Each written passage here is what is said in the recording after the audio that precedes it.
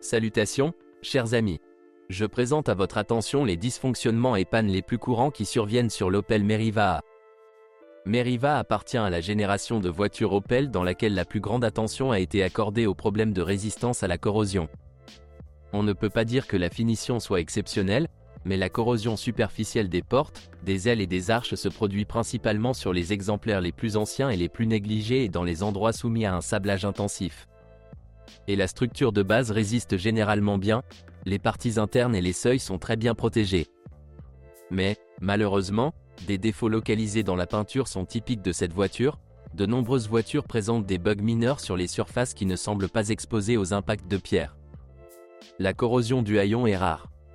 Eh bien, les éclats sur le capot et le cadre du pare-brise sont une conséquence de la solution d'aménagement et de l'aérodynamisme. Il est intéressant de noter que les éclats sur le cadre ne rouillent généralement pas longtemps, mais le capot perd rapidement son aspect. Opel ne fabrique pas tous les éléments en acier galvanisé. En général, les défauts de peinture doivent être surveillés et corrigés immédiatement, mais cela ne pose pas beaucoup de problèmes. Mais les pièces en plastique sont étonnamment durables. Même en hiver, les bourrages sont généralement redressés, et en été, les pare-chocs ne se cassent généralement qu'en cas de choc important. Le plastique est très bon et la peinture y adhère parfaitement. Il est dommage que les optiques et le pare-brise soient sujets au frottement, même si c'est encore l'aérodynamisme qui est en cause ici, et non la fabrication. L'intérieur de la voiture est simple, mais très bien réalisé. Les matériaux, ferrures, plastique, boutons et leviers de haute qualité sont plus typiques des voitures d'une classe supérieure. Bien sûr, c'est un peu étroit, mais il y a suffisamment d'espace même pour les passagers de très grande taille. Surtout, l'âge de la voiture est révélé par l'état du revêtement de sol et des boutons de climatisation.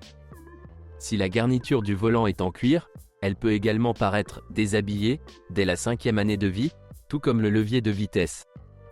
Mais le reste de l'habitacle, y compris les sièges, résiste bien. En dernier recours, vous pouvez faire un léger nettoyage à sec et tout brillera. Il n'y a pratiquement aucun problème grave, et même l'affichage de l'ordinateur de bord ne souffre pas de perte de pixels. Le verrouillage centralisé fonctionne parfaitement, la commande multimédia au volant ne tombe pas en panne, la climatisation fonctionne. C'est rare tomber sur des voitures qui, à 10 ans d'âge, ne causent pas plus de problèmes que les neuves, et Meriva est ce cas rare.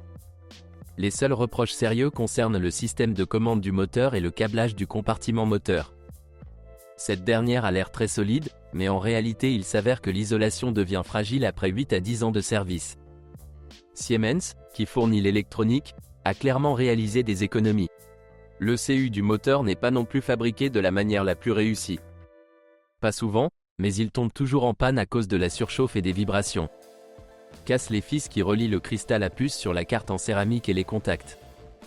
Les conséquences sont les plus désagréables, dysfonctionnements errants ou panne complète de l'unité.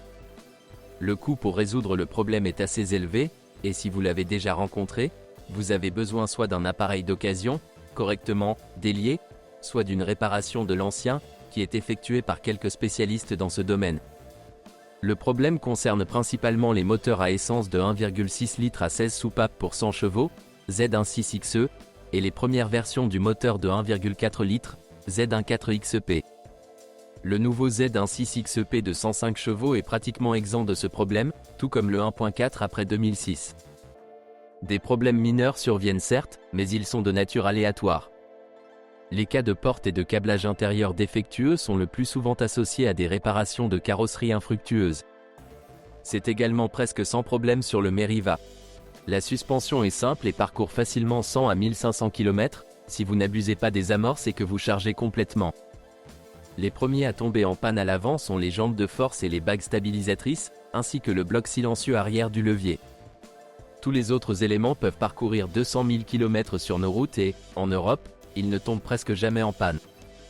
À l'arrière, les premiers à céder ne sont pas les bagues de poutre, elles sont à titre indicatif fiables, mais les bagues inférieures d'amortisseur, donnant un coup très désagréable. La direction peut ici être soit sans assistance électrique du tout, heureusement le poids de la voiture le permet, soit avec la direction assistée électrique ZF. Il est conçu à peu près comme sur Kalina et Grand, le moteur est monté sur un arbre.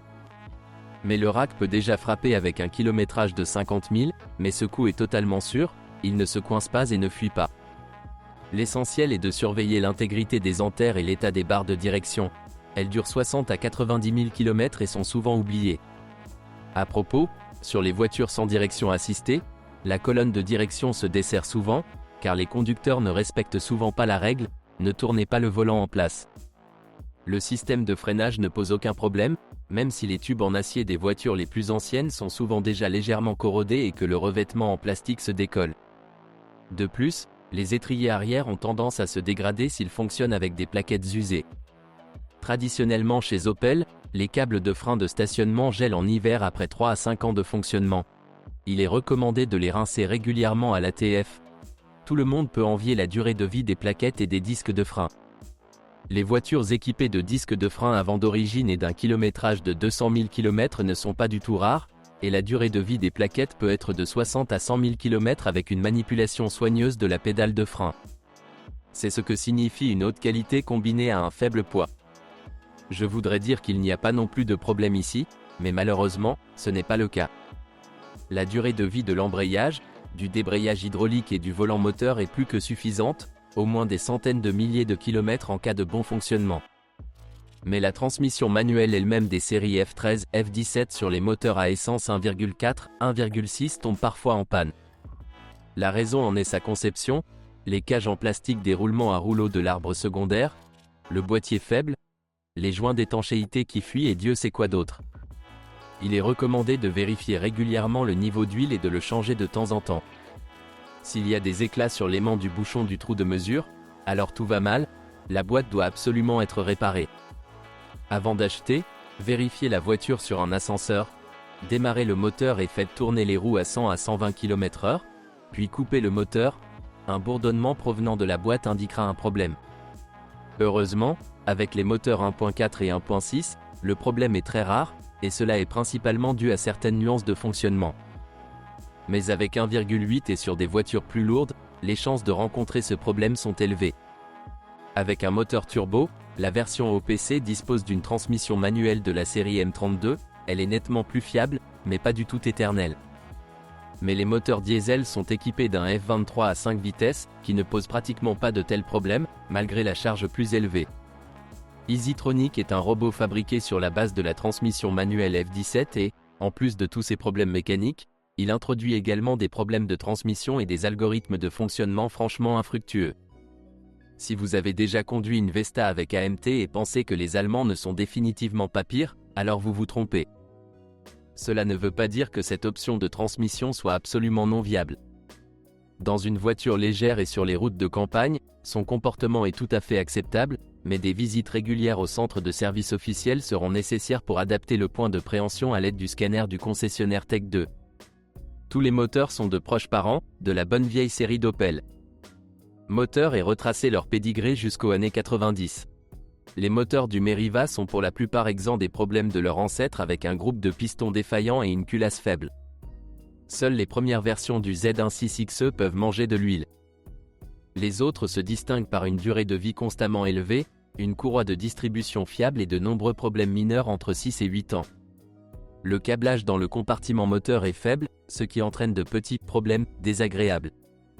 Le système de ventilation du carter ici est très simple, et les moteurs vieillis sont sujets à transpirer en raison du colmatage du séparateur d'huile et du trou dans le papillon des gaz.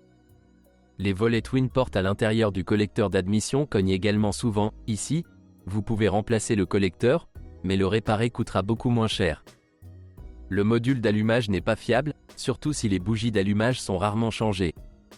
La facilité d'entretien de la partie mécanique des moteurs est quelque peu compensée par les solutions les plus efficaces du système de contrôle, mais tous les composants sont peu coûteux et tout est parfaitement diagnostiqué.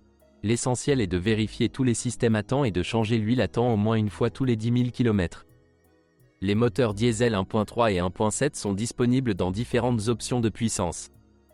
Le 1.3 a une chaîne dans l'entraînement de l'arbre à cames, le 1.7 a une courroie, mais les moteurs sont essentiellement très similaires. Ainsi que leur équipement carburant et ses problèmes. Ils notent des injecteurs relativement faibles, dont la durée de vie est souvent inférieure à 100 000 km avec du carburant russe, et la même vanne EGR faible. De plus, les conduites d'admission du moteur ne sont pas situées de manière optimale, le joint est souvent brisé et, par conséquent, les moteurs ne produisent pas leur pleine puissance. Ce qui ne pose aucun problème, ce sont les turbines. En général, les moteurs diesel connaissent un certain succès, mais leur utilisation en dehors des grandes villes peut être de courte durée. Au fait, gardez un œil sur le collecteur d'admission. Même si le GR fonctionne correctement, si la voiture est utilisée pour de courts trajets, une quantité terrible de suie s'y accumule, souvent une couche de plusieurs centimètres. Ce sont toutes les informations sur les problèmes de l'Opel Meriva A. Si vous en savez plus ou n'êtes pas d'accord avec ce que vous avez entendu, je vous attends dans les commentaires.